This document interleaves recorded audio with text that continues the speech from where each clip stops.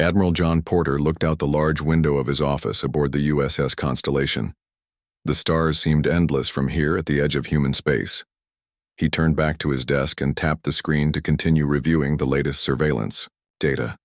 The blue glow of the display lit up his weathered face, highlighting the worry lines that had deepened over the past week. "Computer, zoom in on Sector 7, he ordered. The screen shifted, showing the movement of several large objects at the far reaches of their sensor range. For over 50 years, humanity had been pushing outward from Earth. They built colonies on distant planets and created ships that could travel great distances through space. The public knew about the 23 official colonies and the small fleet of ships that protected them. What most people didn't know was how much humanity had been hiding from the rest of the galaxy. Admiral Porter rubbed his tired eyes. At 62 years old, he had spent most of his life preparing for this moment. He pressed a button on his desk. "Send in Captain Miller." The door slid open with a soft hiss. Captain Susan Miller walked in with a tablet in her hand and concern on her face. As the head of human intelligence operations, she rarely brought good news these days. "Sir, we've decoded more of their transmissions," she said, placing the tablet on his desk. "It's just as we feared. 3 years ago, a human scout ship had detected signals from an advanced alien civilization.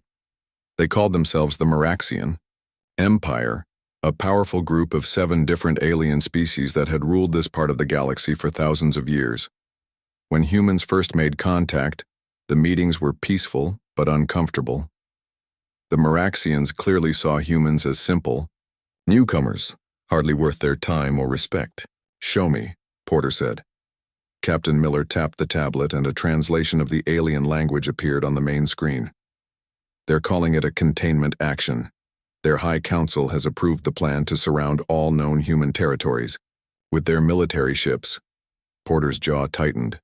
"They still don't know about Mars?" "No, sir. They believe humanity has only recently achieved space travel. According to their intelligence, we have about 45 colony ships and maybe 60 defensive vessels, all with basic weapons." Porter stood up and walked back to the window. The Maraxians were concerned about how quickly humans were expanding into space.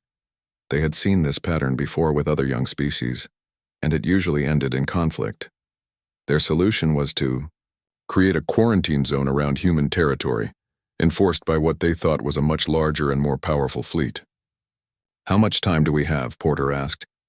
"Their fleet will reach the edge of the Sol system in about 72 hours, Miller replied. "They're bringing 300 warships." Porter almost smiled. 300. They think that's enough. "Should I alert the defense network?" "Not yet. Send a message to Earth first. Priority Alpha. The President needs to make the final call." Captain Miller nodded and left the room. Admiral Porter remained at the window, thinking about the incredible secret humanity had kept for over 40 years. Deep beneath Washington, D.C., more than 300 feet underground, Defense Secretary Alan Wright walked quickly through a long white corridor. His security clearance badge was scanned 4 times before he reached the final door, the entrance to Eagle Chamber, the most secure room on the planet. President Olivia Barnes was already waiting when he arrived. At 49, she was the youngest president in recent history, but the stress of the job had started to show in the silver streaks in her dark hair. 6 other people sat around the large round table, the Joint Chiefs of Staff and the directors of key intelligence agencies. "Mr. Secretary," President Barnes said, "you called this meeting. What's happening?" Wright activated the secure display in the center of the table. "Madam President, we've just received word from Admiral Porter at the edge of our space. The Maraxians are making their move." The holographic display showed the positions of the approaching alien fleet. Several people around the table shifted uncomfortably in their seats. "How soon?" the President asked. 3 days until they reach our solar system," Wright replied. "They're bringing 300 ships." General Lisa Reyes, chair of the Joint Chiefs, let out a small laugh. 300, that's it? "They think that's all they need," Wright explained. "According to our intelligence, they still have no idea about our true capabilities." President Barnes stood up and placed her hands on the table. "Then perhaps it's time we showed them." The room fell silent. Everyone understood what this meant. For 40 years, humanity had been building in secret. It all started with a discovery on Mars, the ruins of an ancient spacefaring civilization that had been destroyed in a war long ago. Among the ruins were warnings about the dangers of the galaxy and incredible technology that humans were able to study and reverse engineer. Earth's governments, realizing the potential threat from advanced alien civilizations, made a historic decision. Rather than announcing these discoveries, they united in silence and secrecy. They developed technologies and built an armada hidden throughout the solar system. Military bases were disguised as research stations. Massive shipyards were hidden within the clouds of Neptune. Weapon platforms were concealed within the asteroid belt, all while presenting to the galaxy the image of a young, somewhat naive species just beginning to explore beyond their home planet. Wright walked to a secure terminal and placed his palm on the scanner. The Neptune shipyards are fully operational. The Jupiter defense platform is armed and ready. The Mars fleet is on standby. We have over 5,000 warships that the Maraxians know nothing about. And the new drive systems? President Barnes asked. Installed and tested. Our ships are now faster and more maneuverable than anything the Maraxians have. The president looked around the table at each face. We've prepared for this possibility since we found those ruins. We built this fleet, hoping we'd never need to. Use it. She walked to the large map of the solar system displayed on the wall. The Maraxians think we have a handful of colonies and a few hundred simple ships. They have no idea about our true strength or the technologies we've developed. They're about to make a terrible mistake. Wright nodded. The element of surprise is completely on our side. President Barnes turned back to the group, her decision made. Send the signal to Admiral Porter. Operation Revelation begins now. Lieutenant Kate Foster stood on the observation deck of Luna Command, the main human base on the moon. Through the thick glass windows, she could see Earth hanging like a blue jewel in the black sky.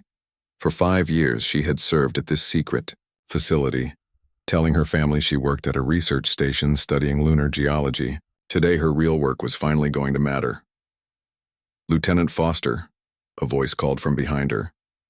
She turned to see Commander Rick Nelson, her direct superior, walking toward her with a tablet in his hand. It's happening. She took a deep breath. Operation Revelation? Nelson nodded. The president gave the order an hour ago. We're activating everything. Foster turned back to the window, but this time she looked down at the lunar surface. Large sections of what appeared to be normal moon terrain started to move. Massive hangar doors, disguised to look like natural features from orbit, slowly began to open. Deep trenches appeared where there had been flat ground moments before. I never thought I'd actually see this, she whispered. Since humanity discovered, they weren't alone in the galaxy. They had been preparing in secret. The public knew about the small exploration fleet, about 50 ships designed for colonization and scientific research. What most people didn't know was that those ships were just for show. They were the visible part, meant to make aliens like. The Maraxians underestimate human capabilities.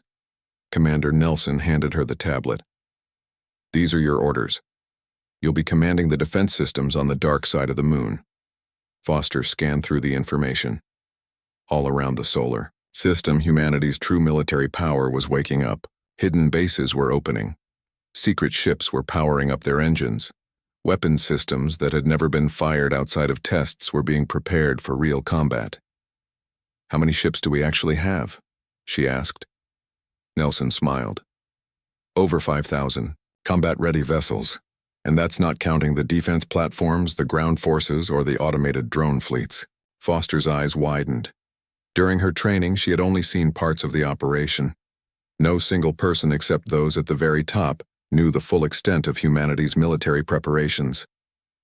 The largest ships are coming out of Neptune's clouds, Nelson continued, bringing up images on a large screen.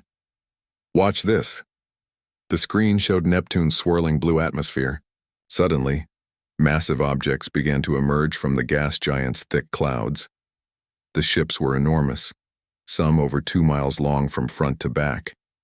Their dark metal hulls gleamed in the distant sunlight as they moved into formation. The UES Defiance is the flagship, Nelson said, pointing to the largest vessel. It carries weapons that could destroy an entire planet if necessary. We've never built anything like it in human history. Foster stared at the screen. And the Meraxians have no idea? None. Our stealth technology has kept all of this hidden. They think we're just beginning to explore space with a handful of basic ships. Alarms began to sound throughout the base. Red lights flashed in the corridors. That's the signal, Nelson said. Report to your station, Lieutenant. Foster gave a sharp salute and hurried from the observation deck. As she moved through the corridors of Luna Command, she passed hundreds of other officers and crew members rushing to their positions. Everyone had trained for this moment, but never truly expected it would come. On Mars, General Frank Daniels stood in the command center deep beneath the planet's surface. The room was filled with screens showing the status of the Martian Defense Network. For decades, Mars had been presented to the public and the galaxy as a simple mining colony with a few research outposts. In reality, the entire planet had been transformed into a fortress. Status report, Daniels barked. His aide, Major Paul Evans, looked up from his console. All defense systems are online, sir. The shield generators are at full power. Surface-to-space weapon platforms are armed and tracking. The 7th Fleet has cleared Deimos Station and is moving to their assigned positions. Daniels nodded. Mars was ready. If the Meraxians somehow made it past the outer system defenses, they would find the red planet far from defenseless. And the civilian population? Daniels asked. All colonists have been moved to the underground shelters as planned, Evans replied. The public announcement stated it was a drill, but most people suspect something real is happening. Daniels looked at the main screen showing the vast underground hangar where hundreds of ships were preparing to launch. It's time they knew the truth anyway. We couldn't keep this secret forever. In deep space at the very edge of the solar system, Captain Peter Wells sat in the command chair of the outpost Sentinel. The small station was one of dozens positioned around human space, disguised as asteroid mining operations or research facilities. Their real purpose was to watch for threats and serve as early warning systems. They're coming right on schedule, reported his sensor officer, Lieutenant Ben Cooper. 300 Meraxian ships, just as intelligence predicted. Wells smiled slightly. The aliens were so confident in their superiority that they weren't even trying to hide their approach. They had no reason to. They believed they were facing a young, inexperienced species with minimal military capabilities. Any sign they've detected our real forces? Wells asked. None, sir, Cooper replied. Their scan patterns are routine. They have no idea what's waiting for them. Communications Officer Maria Garcia turned from her station. Captain, I'm receiving a coded transmission from Earth Command, Priority Alpha. Wells leaned forward in his chair. Let's hear it. Garcia pressed several buttons on her console. A simple message appeared on the main screen. Revelation Protocol authorized. The bridge fell silent as everyone read the words. These were the orders they had trained for but hoped would never come. Well, Wells said after a moment. I guess it's time. Send word to all outposts. Tell them the Revelation Protocol is active. He stood up and looked at his crew. And prepare the station to join the main fleet. It's time to show the Meraxians who they're really dealing with. Admiral Victoria Reed stood on the command bridge of the Meraxian flagship, the Imperial Glory. Her tall, slender body was covered in the traditional purple and gold uniform of the Meraxian Imperial Fleet. Her skin had a slight blue tint, and her 4 eyes, positioned in a diamond pattern on her face, scanned the tactical displays with confidence. Status report, she said, her voice translator converting her natural clicking sounds into human language for the benefit of their intelligence systems. Commander Zax, her second-in-command, approached with a data pad. We are on schedule, Admiral. Our fleet will reach the edge of the human solar system in 20 minutes. All 300 vessels report ready for the containment operation. Reed nodded, satisfied. The containment of primitive species was a routine operation for the Meraxian Empire. They had performed similar actions dozens of times over their 5,000-year history. When a young species began to expand too quickly, the Empire would surround their territory, restrict their movement, and slowly bring them under imperial control. What is the latest intelligence on human defenses? Reed asked. Sachs touched his data pad, bringing up images of Earth ships. No change from previous reports. They have approximately 60 vessels capable of interstellar travel. Most are unarmed, colony ships or lightly armed patrol craft. Their technology is at least 200 years behind our own. Reed made a clicking sound that her species used to express amusement. Such a young race. They've barely left their home planet.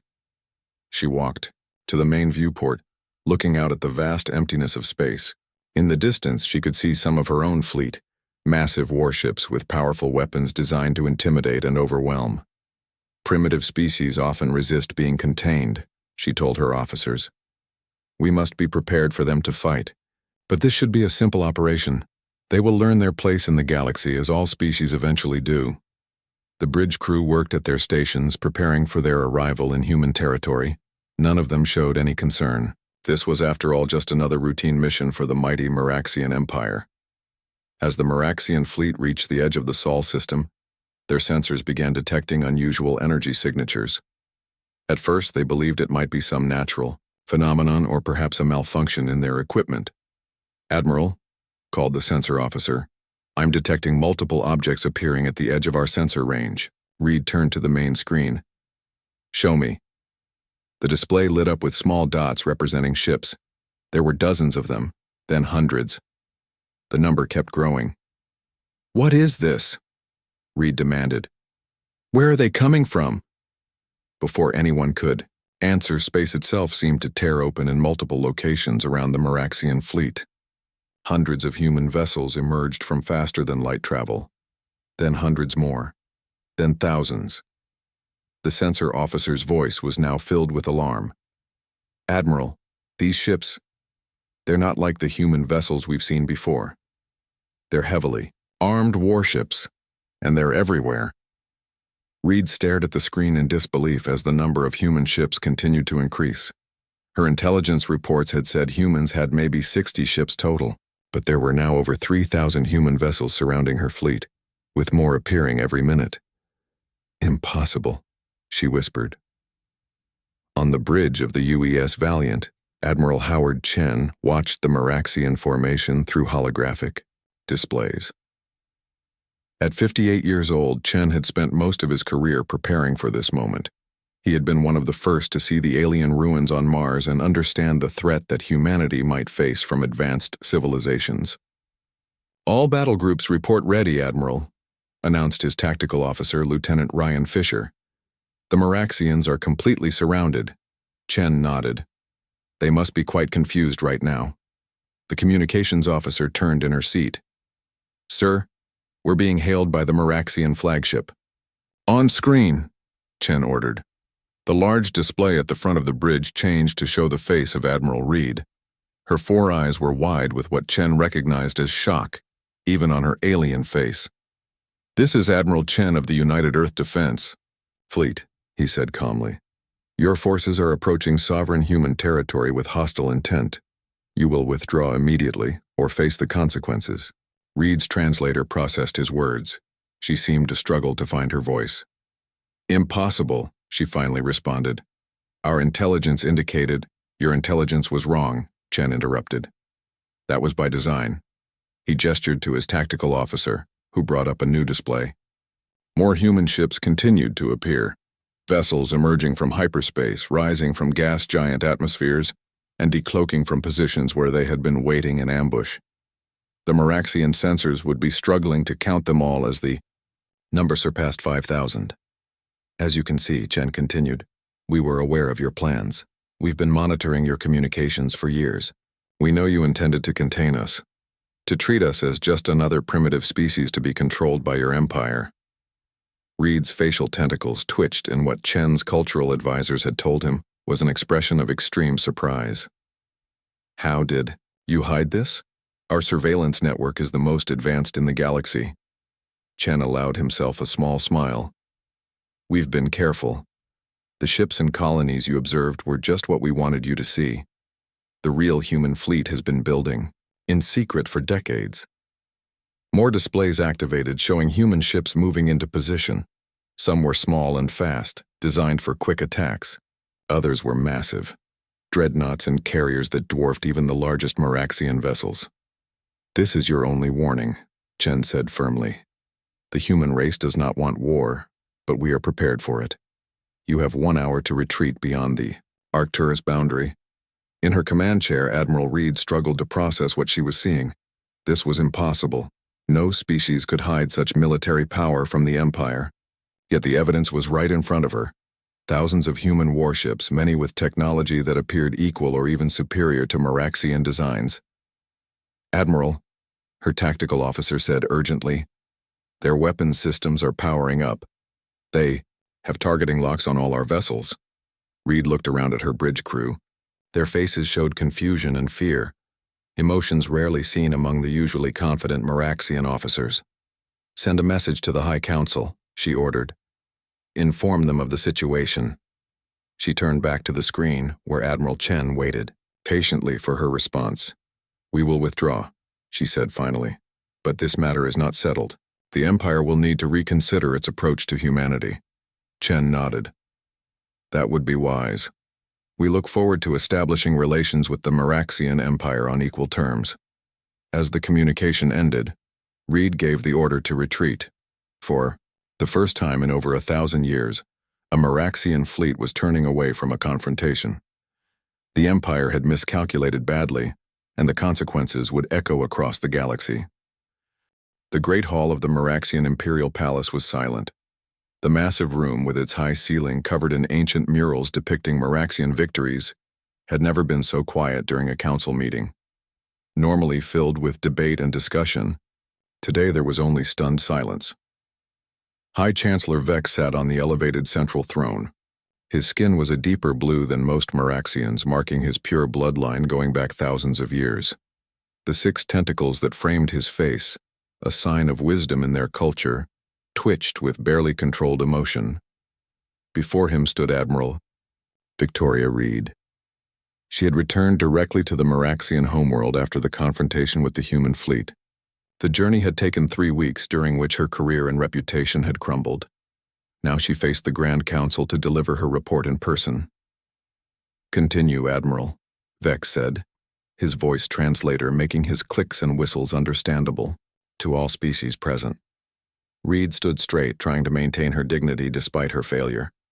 "The humans deceived us completely," she explained. "What we believed was their entire civilization was merely a facade. Their true military capabilities exceed our most advanced projections. Their technology, particularly their stealth systems, and faster-than-light capabilities, surpasses our own in several critical areas."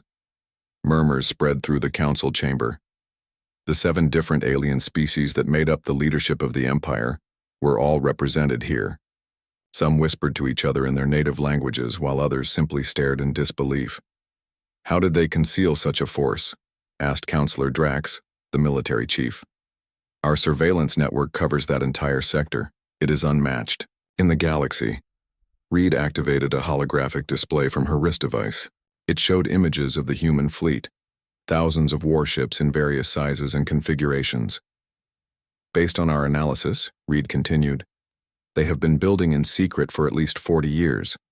They created a false image of their civilization, showing us only what they wanted us to see: a handful of colonies and simple ships. Meanwhile, they were constructing massive shipyards hidden within gas giants, beneath planetary surfaces, and inside asteroids." High Chancellor Vex leaned forward on his throne. "This is unprecedented. No species has ever managed to hide such development from the Empire." "There's more," Reed said, changing the display to show human weapon systems. "Their most advanced ships carry weapons capable of destroying entire planets, and they have at least 50 of these vessels." The council chamber erupted in concerned voices. For centuries, the Maraxian Empire had maintained its power through superior military strength. No species had ever presented a credible challenge to their dominance. Until now. Vex raised his hand and the room fell silent again. "What are your recommendations, Admiral?" Reed looked up at the High Chancellor. "We must negotiate with them. Attempting to contain them by force would result In war, a war I am not confident we would win. 2 days later, the human ambassador Gregory Hayes arrived at the Meraxian capital. He was the first human to ever set foot on the Meraxian homeworld. His shuttle landed at the main spaceport, where a small group of Imperial officials waited to meet him. Hayes was 57 years old with gray hair and a calm, confident manner. He had spent 20 years in diplomatic service and had been specifically chosen for this historic meeting. As he walked down the ramp of his shuttle, he tried not to show his amazement at the alien world around him. The Meraxian city stretched to the horizon, with tall spires and domed buildings unlike anything on Earth. "Ambassador Hayes," said a Meraxian official, bowing slightly, "I am Diplomat Krell. Welcome to our world. The Grand Council awaits you." Hayes nodded politely. "Thank you for the invitation. I look forward to establishing better relations between our peoples." He was escorted to a large hover vehicle that took him through the city to the Imperial Palace. Along the way, he saw thousands of Meraxians going about their daily lives. Many stopped to stare at the human visitor, a rare sight in their world. When they arrived at the palace, Hayes was taken directly to the Grand Council chamber. The massive doors opened, and he walked calmly to the center of the circular room. He was surrounded by representatives of 7 alien species who, until recently, had considered humans barely worth diplomatic recognition. High Chancellor Vex watched the human with interest. "Ambassador Hayes, we welcome you to the Meraxian Empire. These are unusual circumstances for your first visit." Hayes smiled slightly. "Indeed, but sometimes unusual circumstances create the best opportunities for understanding." Vex gestured to a special chair that had been prepared for the human. "Please explain to us how your species came to be so unexpected." Hayes sat down and looked around the council chamber. This was the moment humanity had been preparing for. The truth would finally be revealed. For centuries, humanity fought itself. Hayes began. "We nearly destroyed our own civilization multiple times through war and conflict. When we finally achieved unity and began exploring the stars, we made a discovery on Mars, our neighboring planet." He activated a holographic display showing ancient ruins. "We found evidence that another advanced civilization had been wiped out by a hostile force. We learned from their records about the wider galaxy, including your empire." The counselors watched intently as Hayes showed images of the Mars ruins. "We learned that new species are often conquered or contained by more powerful ones," Hayes continued. "We learned about the Meraxian Empire's practice of surrounding younger civilizations and slowly bringing them under imperial control. So we made a decision. We would appear less advanced than we were, less unified, less prepared." Several counselors shifted uncomfortably in their seats. Hayes continued. "We've been watching you for much longer than you realize. While you observed our colony ships and research vessels, we were building the largest defensive fleet in the history of our species. We don't want war. We want peaceful coexistence and trade, but we will not be contained, controlled, or threatened." High Chancellor Vex studied the human carefully. "Your species is not what we expected." Hayes smiled slightly. "That was the idea. A deception lasting decades," Vex said, something like respect in his voice. "Few would have the patience or discipline for such a strategy." "We had strong motivation," Hayes replied. "The ruins on Mars showed us what happens to species that aren't prepared." In the days that followed, human and Meraxian diplomats worked together to create the first equal treaty between the Empire and a younger species. The agreement recognized human territory as sovereign and established trade routes and cultural exchanges. News spread quickly throughout the galaxy. The mighty Meraxian Empire had met its match in the newcomers from Earth. Other species under imperial control began to watch with interest, seeing humanity as a potential ally against Meraxian dominance. Aboard the USS Constellation, Admiral John Porter stood at the window of his office, looking out at the stars. Humanity's grand deception had worked, preventing a war that might have destroyed both civilizations. Captain Susan Miller joined him at the window. "The treaty is signed," she said. "After 40 years of secrecy, it's finally over." Porter nodded. And a new chapter begins. The galaxy is watching us now. How we handle this moment will shape the future for centuries. It was never about building a fleet to win a war, he told Miller as they observed a Meraxian diplomatic vessel passing by. It was about building one so impressive that we'd never have to use it. Miller smiled. Let's hope it stays that way. Porter turned away from the window. Now comes the hard part, living in peace with a species that tried to contain us, and dealing with all the other aliens who will be very interested in this new balance of power. One challenge at a time, sir, Miller said. Today we celebrate a victory without firing a shot. Porter nodded. Humanity had revealed its true strength to the galaxy. The deception was over, but a new journey was just beginning.